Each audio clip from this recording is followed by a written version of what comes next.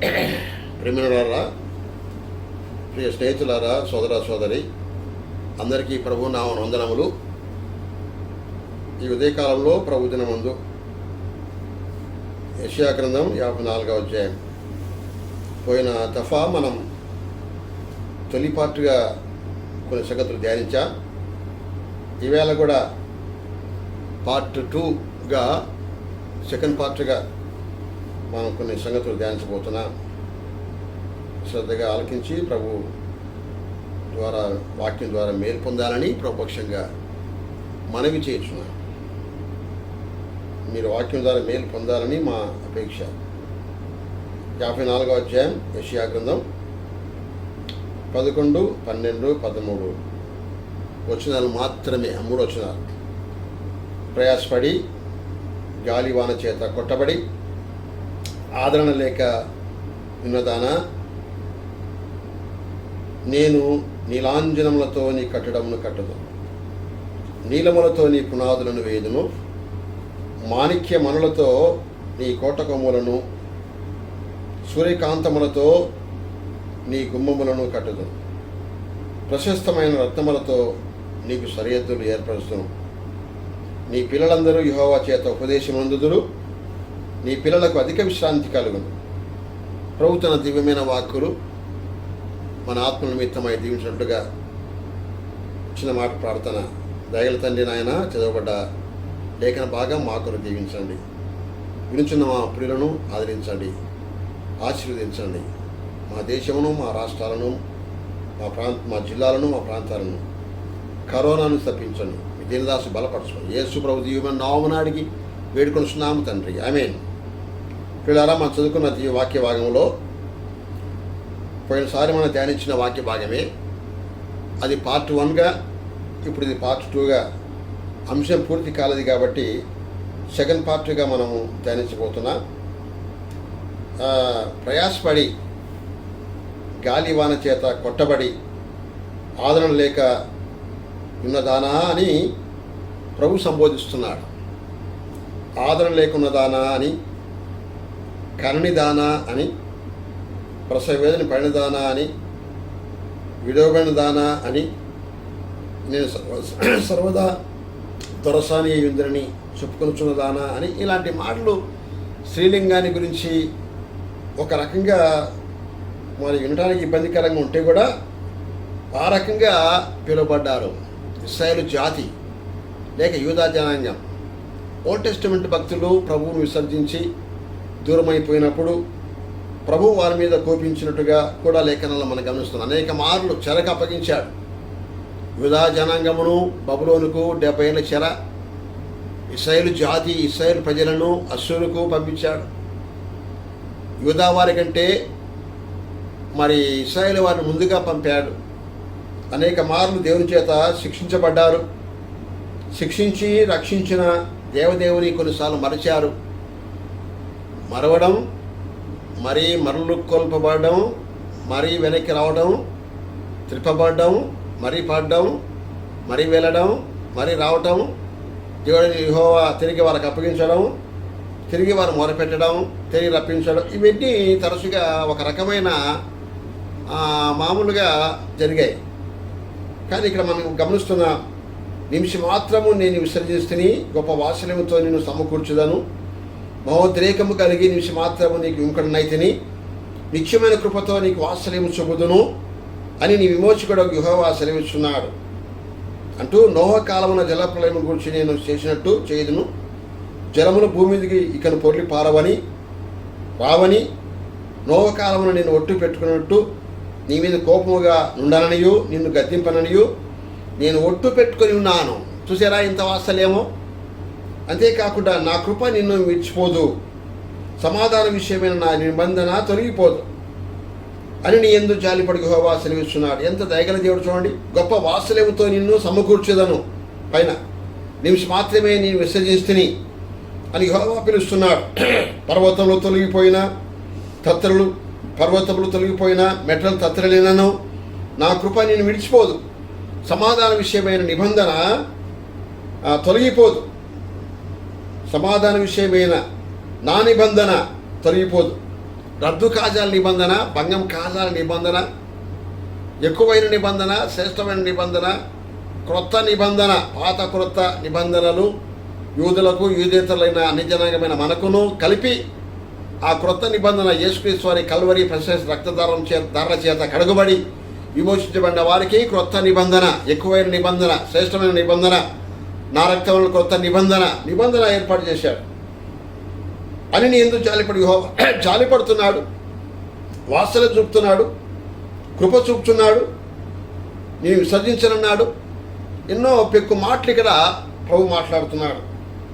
వాక్య భాగంలో వెళ్తే 11వ గాలివాన ప్రయాసపడి గాలివాన చేత కొట్టబడి ఆదరణ లేకుండానా అని మాట్లాడుతున్నా. ఆదరణ లేకుండా, ఆదరణ లేదా? అవును, దేవుడు గొప్ప ఆదరణ ఇచ్చాడు. ఊరట కల్పించే దేవుడు, ఓదార్పించే దేవుడు. 40 ప్రారంభంలో మరి ఇలాగ మనం గమనిస్తున్నాం కదా. 40 అధ్యాయంలో ప్రారంభంలో ఇలాంటి మాట చూస్తున్నాం కదా. మీ దేవుడు సెలవిచ్చే మాట ఏదనగా, నా జనులు ఓదార్చుడి, యెరూషలేముతో ప్రేమగా మాట్లాడి ఆమె యుద్ధకాలం సమాప్తమయ్యను, ఆమె దోషి రుణము తీర్చబడిను అన్నారు.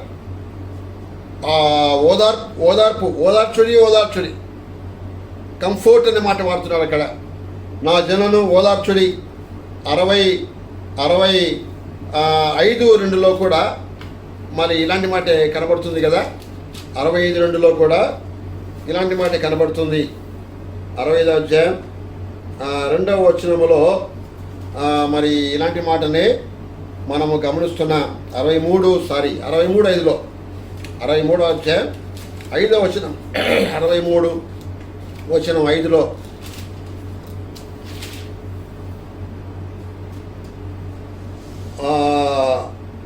నేను చూసి ఆశ్చర్యపడితిని, సహాయం చేయవాడొకడును లేకపోయెను, ఆదరించేవాడెవడూ లేకపోయెను, కావున నా బాహు నాకు సహాయం చేసెను. ఆదరించేవారు లేకుండా ఉన్నప్పుడు ప్రభువు వారికి సాయం చేసి ఆదరించాడు. 66:4లో మనం గమనిస్తున్నాం. నేను పిలిచినప్పుడు ఉత్తరమిచ్చేవాడు ఒకడును లేకపోయెను, నేను మాట్లాడినప్పుడు వినువాడు ఒకడును లేకపోయెను అనే మాట మనం గమనిస్తున్నాం. అంతేకాకుండా మరి ఆ భాగంలో మరికొన్ని మాటలు కూడా మనం గమనిస్తున్నాం. దేవుని చేత వారు ఊరట చెందినట్టుగా 51:3 చూడండి. అందులోనే 51వ అధ్యాయము వచనం 3లో చాలా విషయాలు కనబడుతున్నాయి. ఈ భాగంలో 51:3లో యెహోవా సీయోనును ఆదరించున్నాడు, దాని పాడైన స్థలములన్నింటినీ ఆయన ఆదరించి దాని అరణ్య స్థలములను ఏదిని వలె చేయుచున్నాడు, దాని ఎడారి భూములు యెహోవా తోటవలే అగునట్టుగా చేయుచున్నాడు. అందుచేత ఆనంద సంతోషములను, కృతాస్తుతియు, సంతోష గానమును దానిలో వినబడును. కాబట్టి ఇక్కడ దాని పాడిన స్థలములన్నింటినీ ఆదరించి యెహోవా సీయోనును ఆదరిస్తున్నాడు. ఆదరించే దేవుడు ఆయన, కనికరం చూపే తండ్రి, ఆదరించే దేవుడు. 52:9లో కూడా ఇలాంటి మాట కనబడుతుంది. యెరూషలేమునందు పాడిన స్థలములారా, ఉత్సహించి ఏకముగా సంగీత గానం చేయడి. యెహోవా తన జనులను ఆదరించెను, యెరూషలేమును విమోచించెను. యెహోవా తన జనులను ఆదరించెను. ఆదరించేవారు లేరు, కనికరించేవారు లేరు, కటాక్షించేవారు లేరు, కారణం చూపేవారు లేరని అనుకుంటున్నది. కానీ అయితే ఇక్కడ కనికరం చూపే తండ్రి, ఆదరించే దేవుడున్నాడు. 66:13లో కూడా మరి ఇలాంటి మాట మనం చూస్తున్నాం.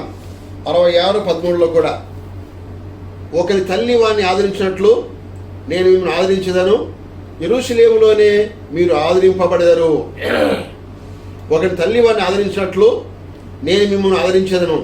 తల్లి కంటే ఎక్కువగా, తల్లి అయినా మరచును, కనిపించిన తల్లి, ఆ తల్లి కంటే ఎక్కువ ప్రేమ చూపేవాడిని నేనన్నాడు. ఆమెనా మరచును.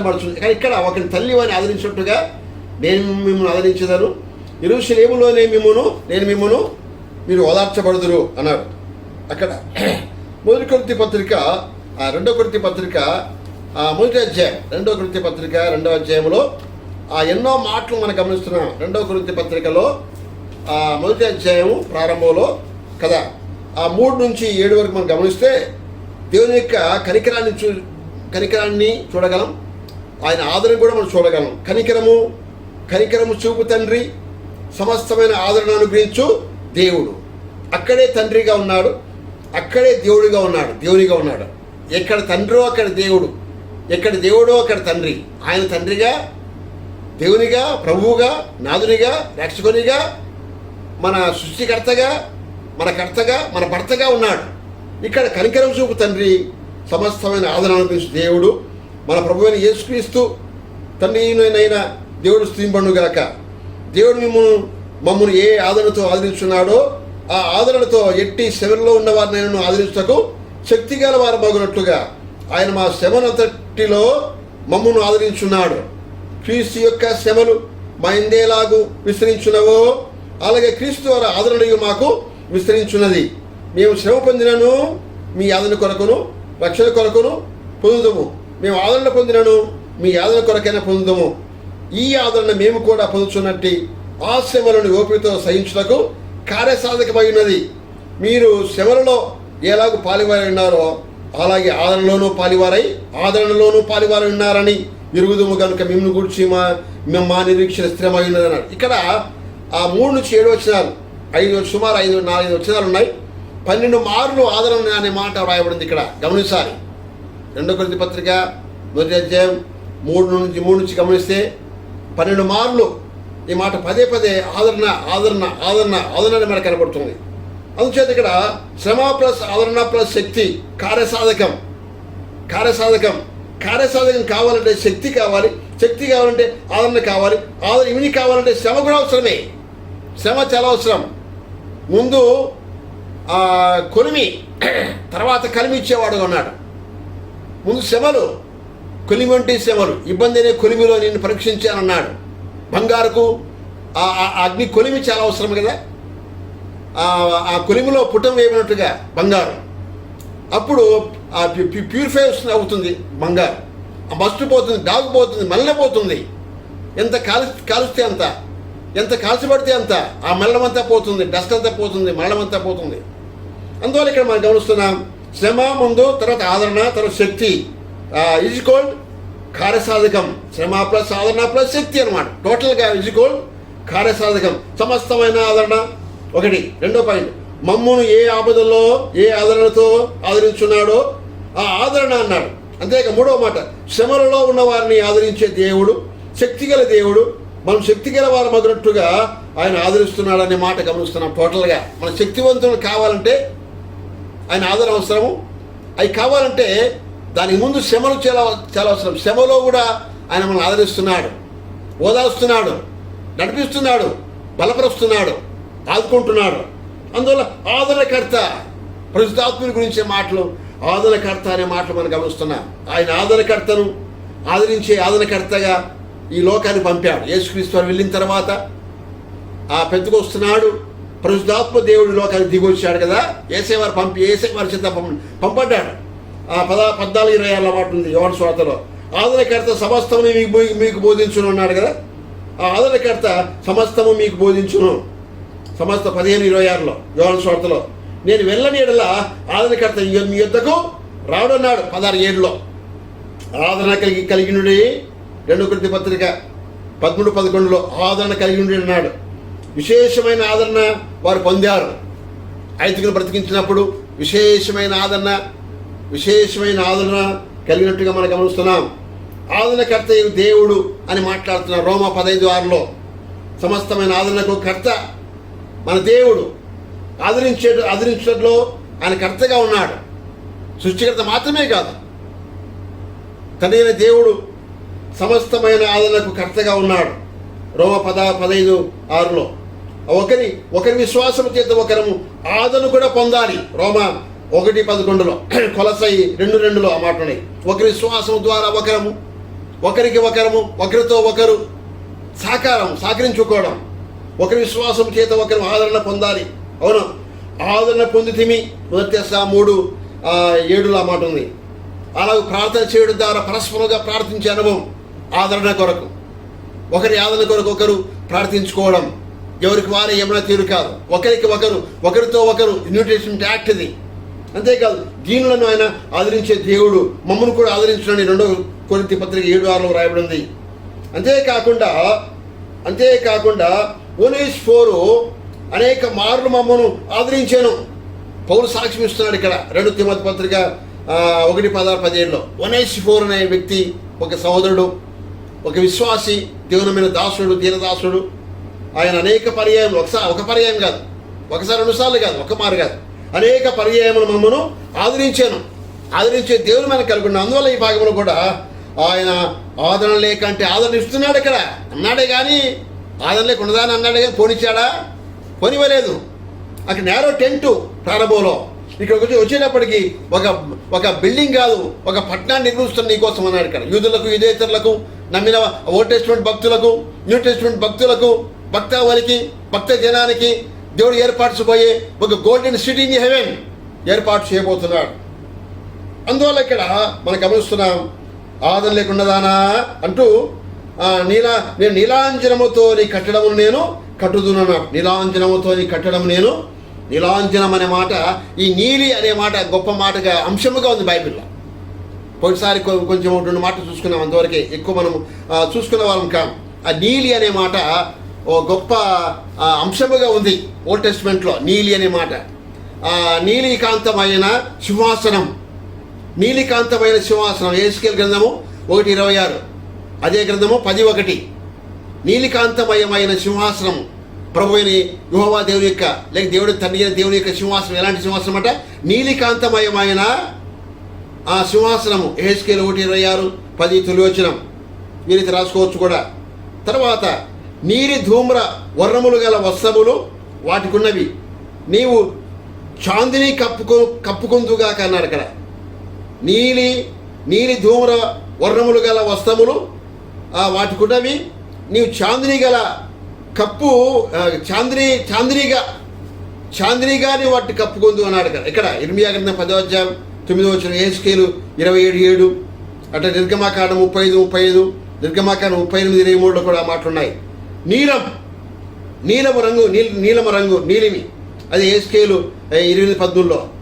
మాణిక్యము, నీలము, మాణిక్యము, గోమేధికము, సూర్యకాంతమనము, రక్తవర్ణపు రాయి, సులిమాను రాయి, మరకతము, నీలము, పద్మరాగము, ఇవన్నీ మాణిక్యాలు అని అక్కడ అంటాడు. ఎక్కడ? యెహెజ్కేలులో 8వ అధ్యాయంలో 8:13. తర్వాత నీలమునకైనను అని యోబు గ్రంథంలో, యోబు 8:16 అంటాడు. నీలమునకైనా, అంత నీలము సంగతి ఉంది ఇక్కడ. నీలం అదొక రకమైన ప్రీషియస్ స్టోన్. ఆ నీలాకాశం, స్కై కలర్, ఆ బ్లూ ప్రభువైన యేసుక్రీస్తు వారి యొక్క దైవత్వానికి సూచనగా, కుమారత్వానికి సూచనగా, దేవుడు అంటూ రుజువుపరిచే ఆ సూచనగా ఆ నీలాకారం. నీలమునకైనను ఈ యోబు 8:16. నీలములతో పునాదులు నేను వేయుదున్నాను. ఇక్కడే మనం చదువుకున్న వాక్య భాగం యెషయా 54:11. నీలములతో నీకు పునాదులు. చాలా ఎక్సలెంట్ వర్డ్, వండర్ఫుల్ వర్డ్ ఇది. నీలములతో పునాదులు. తర్వాత ధ్యానిద్దాం.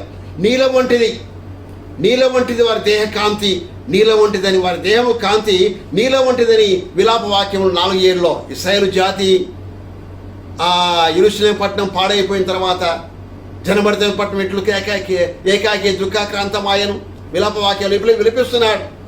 వారి దేహం ఎలాంటివట? వారి దేహ కాంతి నీలం వంటిది. అలాంటి వారు బొగ్గులాగా అయిపోయారే, నల్లగా అయిపోయారే, బంగారు వంటి వారే, రత్నాల్లాగా మెరిసిపోయేవారే యూదావారు, ఇశ్రాయేలు వారు ఏమైపోయారు, ఎందుకు ఇలా అయిపోయారని అక్కడ ఆయన ఏడుస్తున్నాడు ఇర్మియా విలాపవాక్యాల్లో. విలాపవాక్యం 4:7 మాత్రం మాట ఉంది. నీలరత్న, అతని కాయము యేసయ్య వారి దేహం ఎలాంటిదట? పరమగీతంలో 5:16 ఉన్నాడు. అందుకుముందు అతని తల వెంట్రుకలు కాకపక్షి వలె కృష్ణవర్ణములు అన్నాడు. కాక అనగా నలుపు, కృష్ణవర్ణం అనగా నీలి రంగు. ఇక్కడ దాని తర్వాత 5:14 అన్నాడు 14వ వచనంలో. పరమగీతం 5వ అధ్యాయం 14వ వచనం. అతని కాయం అంటే దేహం, అతని కాయము నీలరత్న ఖచ్చితమైన విచిత్రమగు దంతపనిగా కనబడుచున్నది అన్నాడు. నీలరత్న ఖచ్చితం, అతని కాయం నీలరత్న ఖచ్చితం. అక్కడ ఆయన దేహము నీలరత్న ఖచ్చితముగా ఉంది. అతని తల వెంట్రుకలు కాకపక్షి వలె కృష్ణవర్ణములు. ఈ వర్ణన చూడండి ఎంత గొప్పగా ఉందో. నీలుని గురించి నీలాకాశం, స్కై కలర్, బ్లూ, పరలోకానికి చిన్నముగా గుర్తుగా సంకేతముగా ఉంది అని మనం నేర్చుకుంటున్నాం ఈ భాగంలో. నీలరత్న కస్తం ఆయన ఖాయమైన దేహం. అంతేకాకుండా మీ రత్నములకు దాని రాళ్ళు నీలరత్నములకు స్థానం అన్నాడు యోబు గ్రంథం 28:6. దాని యొక్క రాళ్ళు నీలరత్నములకు స్థానం అన్నాడు యోబు 28:6. తర్వాత నీలాంజనంతో కట్టడం కట్టుదన్నాడు కదా 54:11. నీలాంజనం అనగా నీలి రాళ్ళతో, నీలి స్టోన్స్తో, ప్రీషియస్ స్టోన్స్తో మెరిసే స్టోన్స్ అవి గొప్ప రాళ్ళు. తర్వాత నీలమయమైన వస్తువులు వంటివి నిర్గమాకాండం 24:10. నీలిమయమైన ఆ వస్తువులు వంటిది నీలి దారముతో ఎఫోదు నిలుటంగీని నీలి దారంతో కుట్టవలను. ఎఫోదు నిలుటంగీని నీలి దారంతో కుట్టవలను. వేరే కలర్స్ లేవా దారాలు? ఇవి కాదు. ఎఫోదు నిలుటంగీని నీలి దారంతో కుట్టవలను. నిర్గమాకాండం 28:31 మాటలు ఉన్నాయి. నీలి నూలుతో 2 దినవృత్తాంతం 2:7 మాట ఉంది. నీలి బట్ట తీసుకొని అని సంఖ్యాకాండం 4:9 ఉంది. నీలి బట్టను పరచి సంఖ్యాకాండం 4:7 లేక 11 ఉంది. నీలి బట్టలో ఉంచి సంఖ్య 4:12 ఉంది. నీలి గమనించండి, నీలి. తర్వాత నీలి వర్ణము గల బట్టను పరచి సంఖ్యాకాండం 4:6. తర్వాత నీలి సూత్రం నిర్గమాకాండం 39:31 ఉంది. సంఖ్యాకాండం 15:38 ఉంది. నీలి సూత్రముతో నిర్గమ 28:28 ఉంది. ఎఫోదు ఉంగరములకు నీలి సూత్రముతో పతకము కుట్టవలను. అది పాగా మీద ఉన్నట్లుగా నీలి సూత్రముతో దాన్ని కుట్టవలను. నిర్గమాకాండం 39:21 ఎఫోదు ఉంగరములను నీలి సూత్రముతో కుట్టిరి. ఈ రకంగా నీలి అనే మాటలు పదే మనకు కనబడుతున్నాయి. నీలి అనే మాటలు పదే కనబడుతున్నాయి. కాబట్టి ఇక్కడ మనం గమనిస్తున్నాం ఈ భాగంలో మరి ప్రభు అయిన యేసుక్రీస్తు వారు నీలి ఆకాశానికి సూచనగా ఉన్నాడు. ఆయన దేవుని కుమారుడు అనడానికి సూచనగా స్కై కలర్ దేవుని కుమారుడు. మత్తయిలో రాజు, మార్కులో దాసుడు, లూకాలో మనిషి కుమారుడు, యోహాను సువార్తలో దేవుని కుమారుడు. పైనుండి వచ్చేవాడు అందరికీ పైనున్నవాడే. ఆయన పైగా ఉన్నవాడు. ఆయన పరలోకములో ఉన్నాడు, దూతగణముల మధ్య ఉన్నాడు. దేవుని దూతలు, వరదూతలు కూడా ఆయన వర్ణింప శక్యము కాదని మనం పాట పాడతాం కదా ఆంధ్రప్రదేశ్ కీర్తనలో. వరదూతలైనా దూతగణములైనా 2 లెక్కలు, 4 లెక్కలు, 6 లెక్కలు ఎంత కొనియాడినా, కీర్తించినా, గనపరిచినా అది వీలు పడదు. వారికే వీలు పడదు, వర్ణించినా వీలు పడదు. వర్ణాతీతం. మన వర్ణకు మానవ భాష సరిపోదు, మానవ జ్ఞానం సరిపోదు, మానవ మేధస్సు సరిపోదు ప్రభువుని వర్ణించుటకు. అలివి కానిది. అంత వర్ణాతీతుడు ప్రభువు. ఆయన కార్యములు, ఆయన క్రియలు, ఆయన ఆశ్చర్యకరమైన సంగతులు మన మధ్య ఎన్నో ఆయన జరిగించాడు. అందుచేత ఇక్కడ ప్రయాసపడి గాలివాన చేత కొట్టబడి ఆదరణ లేక ఉన్నదానా నేను నీలాంజనముతో నీ కట్టడము కట్టుదన్నాడు. కట్టడమును కట్టేవాడు. కట్టే పనిలో ఉన్నాడు. యెరూషలేమును ఆయన కట్టుచున్నాడు. సంఘాన్ని కడుతున్నాడు. 2000 ఏళ్ళ నుంచి సంఘాన్ని కడుతూనే ఉన్నాడు. మీరు కట్టబడుచున్నారు. కట్టబడితేనే కాదు, ఫుల్ స్టాప్ కాదు. సంఘం కట్టబడుతూనే ఉంది. నాన్ స్టాప్గా కట్టబడుతూనే ఉంది. సంఘం కట్టబడుతూనే ఉంది. అనేకులు సమకూర్చబడుతున్నారు. మీరు కట్టబడుచున్నారు. సజీవపు రాళ్ళవలే ఉండి మీరు కట్టబడుచున్నారు. అవును. పేదపత్రిక, మొదటి పేదపత్రిక 2:4-5-6 వచనాలు మనం చూస్తే అమూల్యమైన రాయిని దగ్గర వచ్చినారు. సజీవపు రాళ్ళు, లివింగ్ స్టోన్స్. ఆ లివింగ్ స్టోన్ ప్రభు యేసుక్రీస్తు వారు. అమూల్యమైన ఆ ప్రీషియస్ స్టోన్ అమూల్యమైన వాడు. యేసయ్య వారు అక్కడ ఆయన అమూల్యమైన వాడు ఆయన ప్రభు. కాబట్టి ఇక్కడ నేను నీలాంజనంతో నీ కట్టడం నేను కట్టుదును అన్నాను. నీ కట్టుదును. పునాది రాయిగా ఉన్నాడు.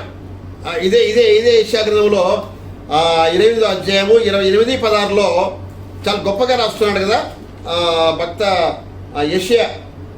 28 చాప్టరు 16వ వచనం. ప్రభువు యెహోవా ఇలా సెలవిస్తున్నాడు, చీయోనులో పునాదిగా రాత్రి వేసిన వాడును నేనే అన్నాడు. చీయోనులో పునాది రాయి యేసు ప్రభువారు. పునాది రాయి. యేసుక్రీస్తు వారు. ఈ పునాది క్రీస్తే అన్నాడు. మొదటి కొద్ది పత్రిక 3:11 అనుకుంటాను. ఈ పునాది క్రీస్తే. ఈ పునాది పైన సంఘం కట్టబడుతూనే ఉంది.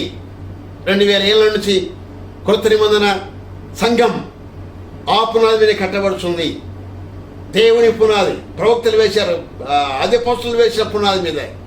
పునాది, ఆ పునాది రాయి, బాటమ్ స్టోన్ ప్రభువైన యేసుక్రీస్తు వారు, కార్నర్ స్టోన్ ప్రభువైన యేసుక్రీస్తు వారు, మిడిల్ స్టోన్ ప్రభువైన యేసుక్రీస్తు వారు, టాప్ స్టోన్ ప్రభువైన యేసుక్రీస్తు వారు, హై స్టోన్ ప్రభువైన యేసుక్రీస్తు వారు.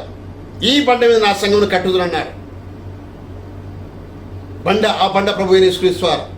చిన్న రాయి సీమోను పేతురు అన్నాడు. పేతురు అంటే రాయి, చిన్న రాయి. పెటోరస్ రాయి, స్టోన్, రాయప్ప అంటారు కదా క్యాథలిక్స్ వారు. రాయి, చిన్న రాయి. మనతో చిన్న రాళ్ళము. ఆ బండ ప్రభువైన యేసుక్రీస్తు వారు. సంఘం కట్టబడుతూనే ఉంది. ఇవాటి వరకు సంఘం కట్టబడుతుంది. చర్చ్ అనగా కూర్చోబడిన వారు, చేర్చబడిన వారు చర్చ్ అని పిలిచారు. నాటి కట్టడం, నాటి బిల్డింగ్, నాటి భౌతికం అయిన కట్టడం కాదు. చర్చ్ అనగా కూడిన వారిని, చేర్చబడిన వారిని చర్చ్ అని పిలిచారు. చర్చ్ అంటే భౌతికమైన దృశ్యమైన కట్టడం కాదు. రాంగ్ ఇన్ఫర్మేషన్ అది. చర్చ్ అనగా చేర్చబడిన వారు, యేసయ్య రక్తంతో కడగబడిన వారు, విమోచించబడిన వారు, కూర్చోబడిన వారు, సమకూర్చబడిన వారు. చేర్చబడిన వారిని, కూర్చోబడిన వారిని సంఘం చర్చ్ అని పిలిచారు. న్యూ టెస్టిమెంట్లో, ఇంగ్లీష్లో చర్చ్ అంటే కూర్చోబడిన వారు, చేర్చబడిన వారు, వారితో చేర్చబడే చర్చ్ అని. నాటి బిల్డింగ్ మాత్రం కాదు. క్రొత్త నిబంధన యాక్ట్లో బిల్డింగ్ కనబడదు. అందుకే ఏ దేవాలయం నాకు అక్కడ కనబడలేదన్నాడు యోహాను చూసి. ఏ దేవాలయం నాకు కనబడలేదు. సరే, దాటిపోదాం. ఇక్కడ బహు స్థిరమైన పునాది, అది పరిశోధింపబడిన రాయి, అమూల్యమైన తలరాయి, హెడ్ స్టోన్ తలరాయి. ఇల్లు కట్టువారు ఏం చేశారు? ఇల్లు కట్టువారు నిషేధించిన రాయి, నిరాకరింపబడిన రాయి. ఇల్లు కట్టువారు నిషేధించిన రాయి. ఆ ఇల్లు కట్టువారు ఎవరు? ఇశ్రాయేలు జాతి, ఇశ్రాయేలు జనాంగం. అది ఈ లోకంలో అది తృణీకరించారు, నిషేధించారు, నిరాకరించారు. కల్వరిలో వేలాడతీయబడ్డాడు. కల్వరి వరకు వెళ్ళారు. శిలువలో వేలాడతీయబడ్డాడు యేసయ్య వారు. కల్వరి మట్టుకు వెళ్ళాడు, పాతాళ మట్టుకు వెళ్ళాడు, సమాధి మట్టుకు వెళ్ళాడు. మూడో నాడు చావు సమాధి జయించి లేచాడు. మరణాన్ని మట్టు పెట్టాడు, ఓడించాడు, సంఘ స్థాపన చేశాడు. ఓ మరణమా నీ ముల్లెక్కడన్నాడు. మరణం తునాతునకలైపోయింది. మరణాన్ని ఓడించిన జయశాలి ప్రభువైన యేసుక్రీస్తు వారు. ఆయన ద్వారా నూతన నిబంధన సంఘాన్ని ఏర్పాటు గావించాడు. నేటి వరకు కొనసాగుతూనే ఉంది. అందువల్ల మనం గమనిస్తున్నాం, ఇక్కడ విశ్వసించువాడు కలవరపడడు, బహు స్థిరమైన పునాది అయిన మూలరాయి ఉన్నాడు ప్రభువైన యేసుక్రీస్తు వారు. ఈ పునాది క్రీస్తే అని రెండవ ఎఫెసు పత్రిక 2:20 కూడా అలాంటి మాట్లాడాయి. అన్ని చూడడానికి సమయం చాలు, దాటిపోదాం. అందువల్ల ఇక్కడ నేను నీలాంజనముతో కట్టడం నీ కట్టడం చూసారా? నీ కట్టడం.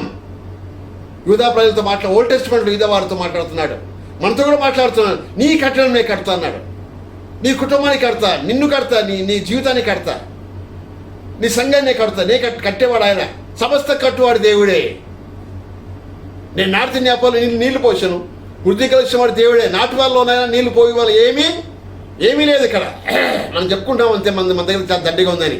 We are nothing, not something. We are nothing before him, we are dust before him. అందువల్ల నాటి వాళ్ళలోనైనా నీళ్లు పోయే వాళ్ళు ఏమీయో. అప్పుల్లో నీళ్లు పోసాను, నేను నాటి అప్పుల్లో నీళ్లు పోసాను, వృద్ధి కలిసిన వాడు దేవుడే అన్నాడు. అక్కడ దేవుడు తప్ప ఎవరికి అక్కడ స్థానం లేదు. సంఘం ఆయనది, సమాజం ఆయనది, పరిచర్య ఆయనది, మనము క్రీస్తువారం, సమస్తము కట్టువాడి దేవుడే. అందువల్ల ఈ భాగంలో మనం గమనిస్తున్నాం, ఇక్కడ నీ కట్టడాన్ని కట్టుతున్నాడు, కట్టే పనిలో ఉన్నాడు. యెరూషలేమును ఆయన కట్టుచున్నాడు. The golden city in heaven, పరలోకములో పట్టణాన్ని మన కొరకు కడుతున్నాడు. పునాదులు గల పట్టణ కొరకు అబ్రాహాము చూశాడు. గుడారాల్లో ఉండి, పరవాసిగా ఉండి, పరదేశిగా ఉండి, యాత్రికునిగా ఉండి, పిలిచిన పిలుపు గైకొని, పిలుపుకు లోబడి, లేని వాడు ఉన్నట్టుగా పిలిచి దేవుడిని ఎరిగి ఆయన ప్రయాణం సాగించాడు. దేవుడి దగ్గర శిల్పి నిర్మాణకున్నాడు. పునాదులుగా పట్టణం కొరకు అబ్రాహాము ఎదురు చూస్తున్నాడు. పరువు దగ్గర వెళ్ళిపోయాడు. మనం కూడా ఎదురు చూస్తాం. ప్రస్తుతమైతే ప్రభు దిగి వస్తాడు, లేకపోతే మనం ఎదురు చూసి ఈ లోకాన్ని వీడియోలో వెళ్ళవలసిన వారమే. ఆ నిరీక్షణ మనకుంది కదా, ఆ గురి మనకుంది కదా. అందువల్ల ఇక్కడ భాగంలో ఇక్కడ మనం గమనిస్తున్నాం, నీలములతో పునాదులు వేయుదును. నీలములతో పునాది, ఇందాక విన్నాం కదా, నీళ్ళ రకరకాల నీళ్ళ, ఆ నీలాకాశం, నీల రంగు ప్రభువైన యేసుక్రీస్తువారని, ఆయన పరలోకానికి చెందిన వాడని కూడా మనం విన్నాం. చాలా సంగతులు ఉన్నాయి. మాణిక్య మనులతో నీ కోట కొమ్ములను, మాణిక్య మనులతో నీ కోట కొమ్ములను కట్టుదును, కోట కొమ్ములను. తర్వాత సూర్యకాంతములతో నీ గుమ్మములను కట్టుదును. ప్రశస్తమైన రత్నములతో నీ సరిహద్దులు ఏర్పరుదును. నీ పిల్లలందరూ యెహోవా చేత ఉపదేశము నొందుదురు. సూర్యకాంతములతో గుమ్మాలు, కోట కొమ్ములు, ఆ ప్రశస్తమైన మాటలు అక్కడ మన కొరకు ప్రభువు కట్టుస్తున్న విధానం చాలా గొప్పది. మరి ప్రకటన గ్రంథంలో, ప్రకటనలో పోయినసారి మనం విన్నాం కదా, ప్రకటన 21:21లో మనం ధ్యానిస్తుండగా అక్కడ కొన్ని సంగతులు ఉన్నాయి కదా. మరి ఆత్మవశుడైన నన్ను 21:10లో ఆత్మవశుడైన నన్ను ఎత్తైన గొప్ప పర్వతం మీదకి కొనిపోయి యెరూషలేమును పరిశుద్ధ పట్టణము దేవుని మహిమగలదై పరలోకమందున దేవుని యొద్దకు దిగి వచ్చుట నాకు పైనుండి కిందికి దిగి వస్తున్న మహాపట్టణం, ద గోల్డెన్ సిటీ, అంతా బంగారమయమే. ప్రీషియస్ స్టోన్స్, విలువైన ఆ రత్నాల ముత్యాలు, ఆనుముత్యాలు భయంకరంగా గంభీరంగా ఉన్నాయి. మనం చూడలేదు, చెప్పుకున్నామే కానీ వాటిని మనం మన జీవితం ఇంతవరకు చూడలేదు వాటిని. మహిమలోకములో మహిమగల బంగారం, భూమిలో దొరికే బంగారం అది 24 క్యారెట్లు అంటున్నారు కానీ అది భూమిలో దొరికే బంగారం.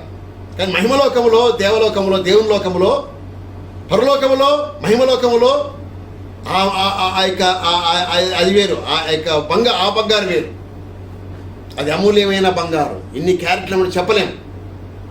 దిగి వచ్చాను, దాని ఎందరి వెలుగు దగదగా మెరుగు సూర్యకాంతం వంటి అమూల్య రత్నములు పోలినది.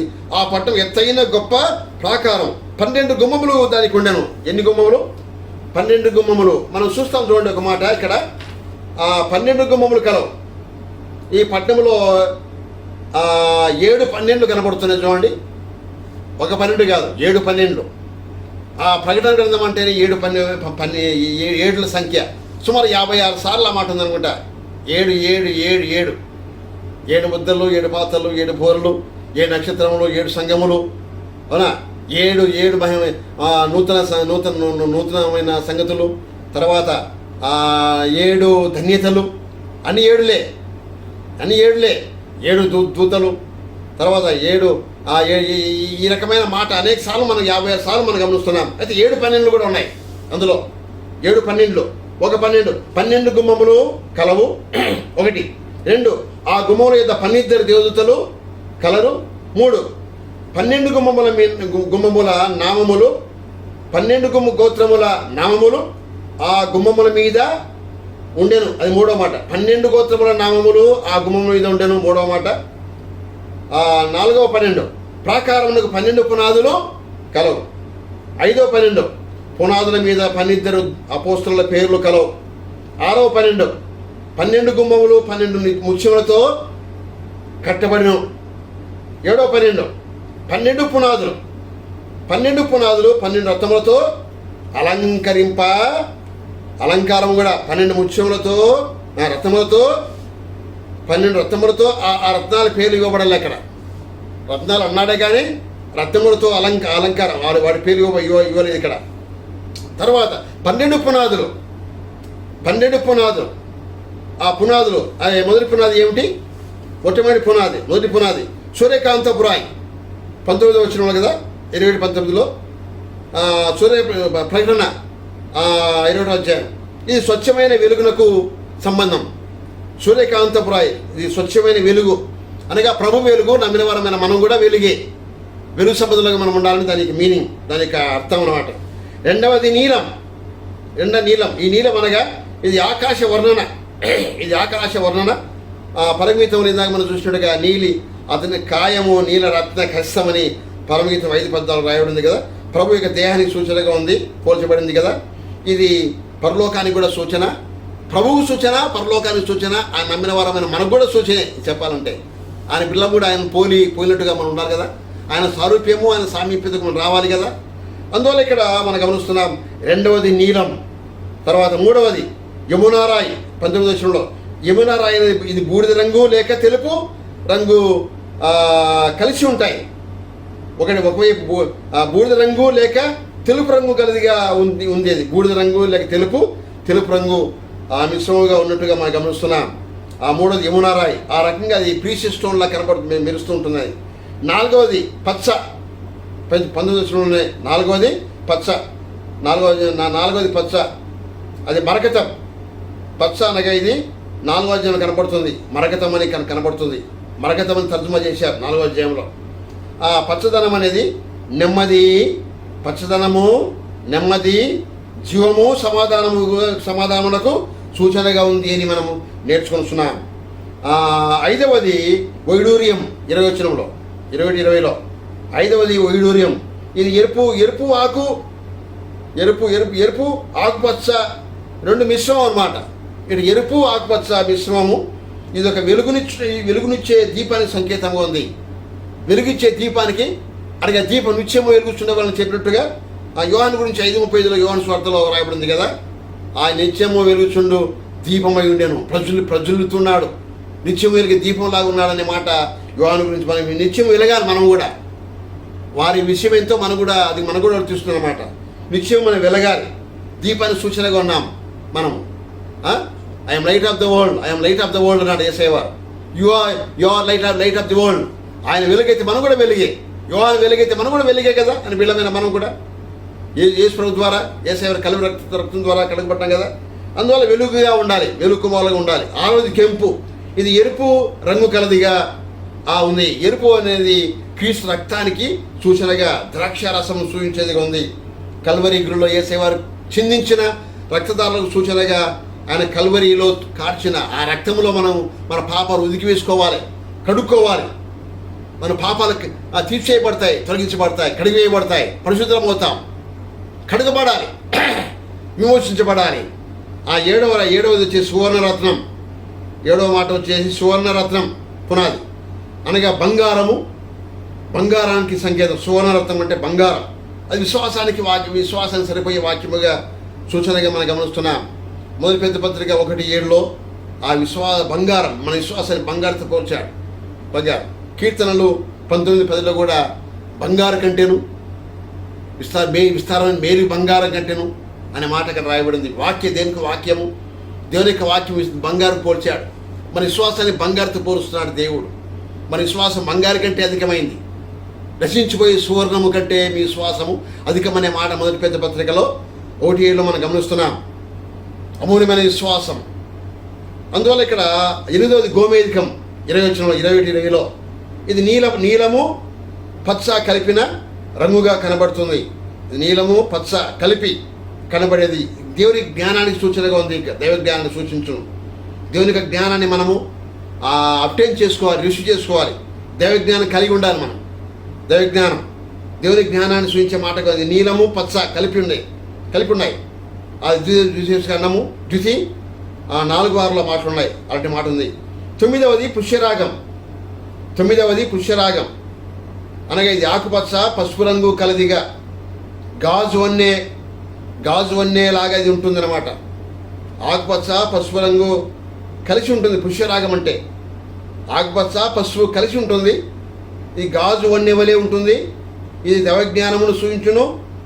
ఇది కూడా దైవజ్ఞానం సూచిస్తుంది. అపారమైన దేవుని యొక్క వాక్య జ్ఞానం కలిగి ఉండాలని దాని సూచన. 10వది సువర్ణ సునీయం. ఈ తెల్ల రాతి మీద బంగారు చుక్కలు, అక్కడక్కడ బంగారు చుక్కలు డాట్స్ ఉంటాయి. 10 సువర్ణల సునీయం అనగా తెలుపు రంగు, తెల్ల రాతి మీద బంగారు. తెలుపు రంగు పరిశుద్ధత, బంగారము విశ్వాసము లేక మన వ్యక్తిత్వం, దైవ సంబంధమైన వ్యక్తిత్వం ఇది దీన్ని సూచిస్తుంది. తెలుపు రంగు పరిశుద్ధత, హోలీనెస్, సాక్ష్యము, జీవితము, బంగారం మన విశ్వాసాన్ని, అంతేకాకుండా దైవికమైన డివైన్ లైఫ్ను సూచిస్తుంది.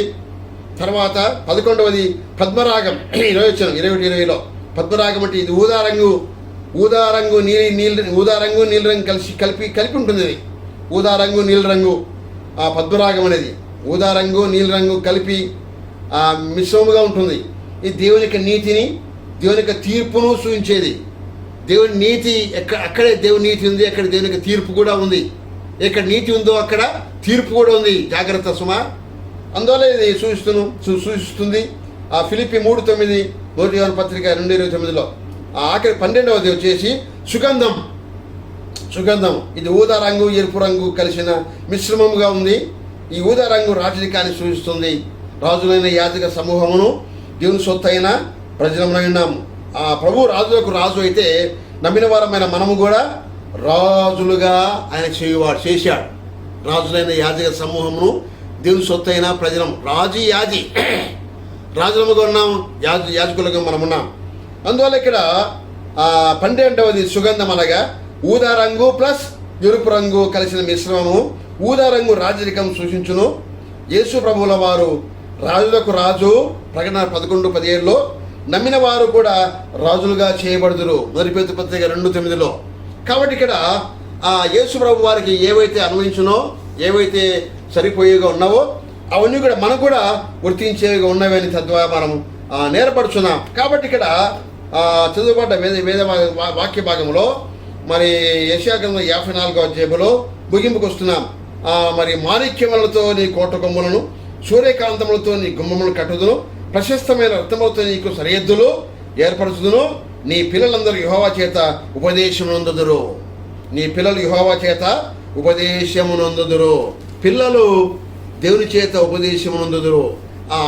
యోహాను సువార్త మరి 6వ అధ్యాయములో ముగింపుకు వస్తున్న 6వ అధ్యాయములో 37వ వచనంలో తండ్రి నాకు అనుగ్రహించి వారందరూ నా ఎద్దుకు వచ్చు అని అయితే మాత్రం బయటికి త్రోసివేయను. 6:37లో తండ్రి చేత అనుగ్రహము నోట్ చేసుకోవాలి.